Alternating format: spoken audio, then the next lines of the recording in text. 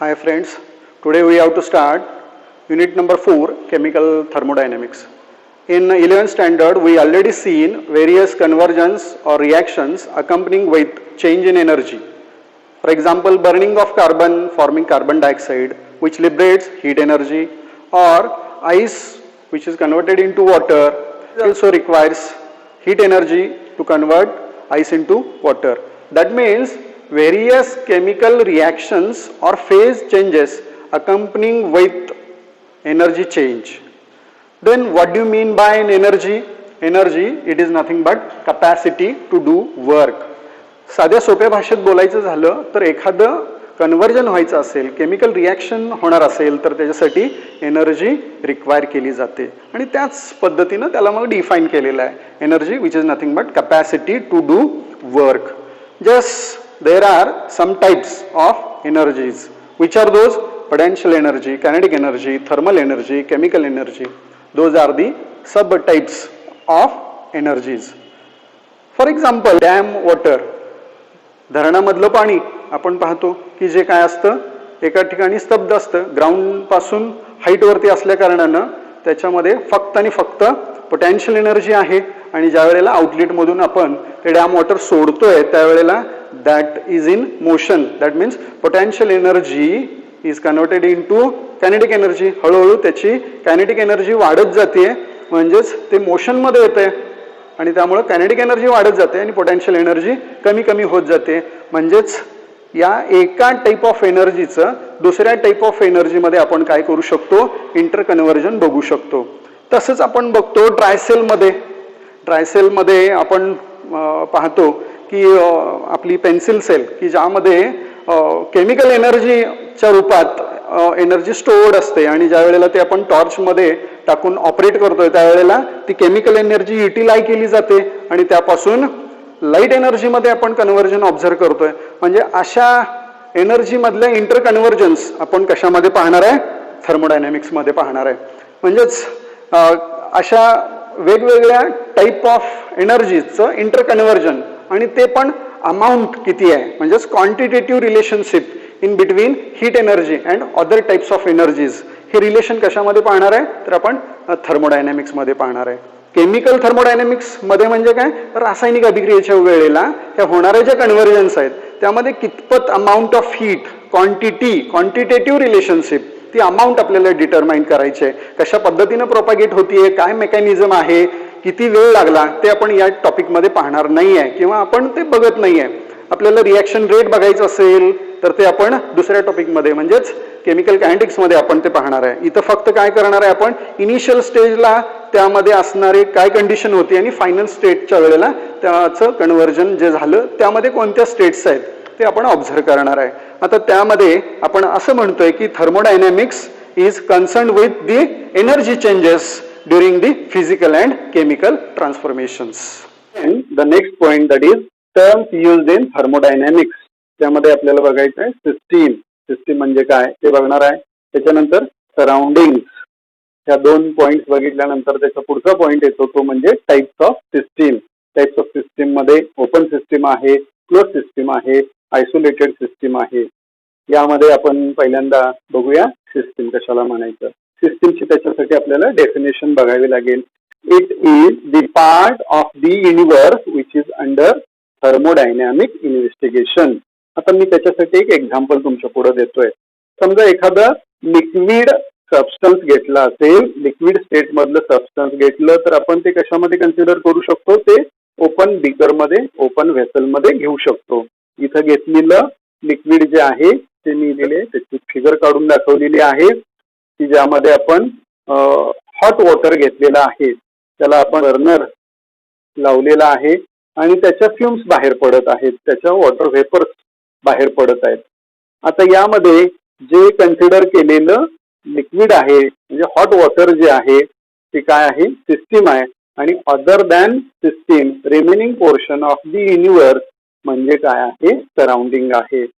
जर समजा मी gaseous state मधला सबस्टन्स घेतला तर आपल्याला माहित आहे की आपण त्याला क्लोज व्हेसल मध्ये घ्यावं लागतं. तर आपण इथं त्याच्यासाठी एक सिलेंडर घेतलेला आहे, त्या सिलेंडर मध्ये आपण गॅस घेतलेला आहे आता हा जो गॅस घेतलेला आहे तो सिस्टीम आहे आणि remaining portion other than system that is nothing but surrounding. आणि त्याच पद्धतीनं सराउंडिंग म्हणजे काय, अदर दॅन सिस्टीम राहिलेला सगळा उर्वरित पार्ट, राहिलेली सगळी जागा युनिव्हर्सची ती म्हणजे काय आहे, सराउंडिंग. म्हणजे मग युनिव्हर्स म्हणजे काय येईल, मग सिस्टीम प्लस सराउंडिंग म्हणजे काय असणार आहे, युनिव्हर्स असणार आहे. त्या पद्धतीनं एक सोप्या पद्धतीनं आपण सिस्टीम आणि सराउंडिंग म्हणजे काय ते बघितलेलं आहे. आता सराउंडिंग म्हटलं तर मी काय म्हणणार आहे, इथं लिहूया आपण डेफिनेशन. सराउंडिंग, सराउंडिंगची डेफिनेशन काय, मग द रिमेनिंग पोर्शन किंवा part of the universe other than system is nothing but surrounding. या पद्धतीनं सिस्टीम आणि सराउंडिंग आपण बघितलेलं आहे. त्याच्या पुढचा पॉइंट येतो तो म्हणजे टाइप्स ऑफ सिस्टीम. त्यामध्ये पहिला पॉइंट, पहिली सिस्टीमची टाईप आहे ती म्हणजे ओपन सिस्टीम. पहिला पॉइंट ओपन सिस्टीम. ओपन सिस्टीमचं एक्सप्लेनेशन घेत असताना आपण आता मी सांगितलेलंच एक्झाम्पल तुमच्या पुढे देतोय. Hot water which is taken in a beaker. आता ज्या वेळेला आपण हॉट वॉटर या बीकर मध्ये घेतोय त्यावेळेला त्या वॉटर मधले हिटिंग मुळे वॉटरचे वेपर्स हे काय होतात, या सराउंडिंग मध्ये इजेक्ट होत आहेत. आणि त्यामध्ये आपल्याला काय ऑब्झर्व होतं, ती अमाऊंट हळूहळू काय होते, कमी होते. म्हणजे सिस्टीम आणि सराउंडिंगच्या बाबतीत हा आहे सिस्टीम म्हणजे यातला मॅटर काय होतोय, इजेक्ट होऊन बाहेर पडतोय आणि बाहेरून आपण या सिस्टीमला हीट देतोय. किंवा असाच जर हा हॉट वॉटर बीकर ही बाजूला ठेवला तर तो हळूहळू काय होणार आहे, थंड होणार आहे. म्हणजे ओपन सिस्टीम मध्ये मॅटर सराउंडिंग बरोबर एक्सचेंज होतोय, ऍज वेल ऍज मी हीट बाहेरून म्हणजे सराउंडिंग मधून त्या सिस्टीमला देऊ शकतो किंवा बाहेर केप्ट केलं तर त्यामधली हीट सराउंडिंग मध्ये तो काय करतोय, बाहेर टाकतोय. म्हणजे हीट आणि मॅटर दोन्हीही सराउंडिंग बरोबर काय होत आहेत, एक्सचेंज होत आहेत. त्याच पद्धतीने डेफिनेशन केलेली आहे ओपन सिस्टीमची. Open system is that system in which matter as well as heat energy which is exchange with surrounding. साधी सोपी छान डेफिनेशन आहे. हे कुठल्या क्रायटेरियानुसार तिन्ही सिस्टीम्स एकमेकाबरोबर कम्पेअर केलेले आहेत किंवा ते कन्क्लुजन मध्ये आपण बघूया. त्याच्यानंतर दुसरा पॉइंट येतो तो म्हणजे क्लोज सिस्टीम. आता क्लोज सिस्टीम बद्दल आपण बघत असताना ही आहे क्लोज्ड सिस्टीम. क्लोज सिस्टीम मध्ये आपण काय करणार, सेम एक्झाम्पल घेतोय आपण. फक्त आता इथं काय झालं होतं, मॅटर इथं काय झाला होता, सिस्टीम टू सराउंडिंग एक्सचेंज झालं होतं. त्याच पद्धतीनं बाहेरून देणारी हीट सुद्धा काय झाली होती, या सिस्टीमला आपण देऊ शकत होतो किंवा बाहेर केप्ट केल्यानंतर हीट बाहेर इजेक्ट आउट होत होती. म्हणजे हीट आणि मॅटर दोन्ही एक्सचेंज होत आहेत सराउंडिंग बरोबर, सिस्टीम टू सराउंडिंग. आता क्लोज सिस्टीम मध्ये मी फक्त या एक्झाम्पल मध्ये जात असताना याला काय करतोय, या वेसलला फक्त मी काय करतोय, लीड मी काय करतोय, क्लोज करतोय. हे एक्झाम्पल मी ज्या वेळेला ऑब्झर्व करतोय त्यावेळेला काय दिसतंय की यातल्या वॉटर व्हेपर्स काही बाहेर पडत नाहीयेत, मात्र मी याला हीट करू शकतोय. म्हणजे काय होतंय, matter does not exchanges with surrounding but heat can be exchange with that system. Surrounding मधून सिस्टीम मध्ये किंवा सिस्टीम मधून बाहेर हीट जर देत असेल तर तो बाहेर सराउंडिंग बरोबर इजेक्ट आउट करतोय. म्हणजे heat energy that is to be exchange with surrounding. त्या सिस्टीम वरती फोकस केलं तर आपल्याला काय दिसतं की only heat energy is exchange with surrounding and not that of matter. Close system open system बरोबर कम्पेअर केल्यानंतर एकच पॅरामीटर आपल्याला कमी वाटतोय तो म्हणजे काय, matter does not exchanges with surrounding. आणि third one that is isolated system. Isolated system. Isolated सिस्टीमसाठी मी अशाच पद्धतीचं एक्झाम्पल घेणार आहे. फक्त मी ते एका थर्मोस फ्लास्कमध्ये म्हणजे इन्सुलेट केलेल्या एका व्हेसलमध्ये मी हे हॉट वॉटर घेतोय. आता समजा मी हे थर्मोस फ्लास्कमध्ये लिक्विड घेतलेलं आहे, ते गरम आहे, त्याच्या वाफा बाहेर पडणार आहेत, पण मी ह्याला काय केलेलं आहे, क्लोज केलेलं आहे. आता हे क्लोज केल्या कारणानं मॅटर काय यामधून बाहेर पडत नाही आणि हे इन्सुलेट केल्यामुळं आयसोलेटेड सिस्टीम मधून आपल्याला हीट सुद्धा बाहेर एक्सचेंज होणार नाही, म्हणजे टेम्परेचर ऍज इट इज राहील. म्हणजे आयसोलेटेड सिस्टीम मध्ये काय ऑब्झर्व होतंय, neither heat nor matter that is to be exchange with surrounding. समजतंय मला वाटतंय. या तिन्ही सिस्टीमचं जर मी कन्क्लुजन बघितलं किंवा कम्पॅरेटिव्हली मी याचा स्टडी करायला लागलो तर मला काय दिसतं, तीनही सिस्टीम्स आपण एकमेकाबरोबर कम्पेअर करून बघूया. Open system is that system in which matter as well as heat energy is exchanged with surrounding. Closed system, only heat energy is exchanged and not that of matter. Matter exchange होत नाही. मात्र isolated system मध्ये neither heat nor matter that is to be exchanged with surrounding. कळलं असेल. Then next point, that is properties of a system. First one, that is extensive property. A property which depends upon amount of matter present in that system, that is nothing but extensive property. For example, mass, volume, internal energy, heat capacity, those are the examples of extensive property.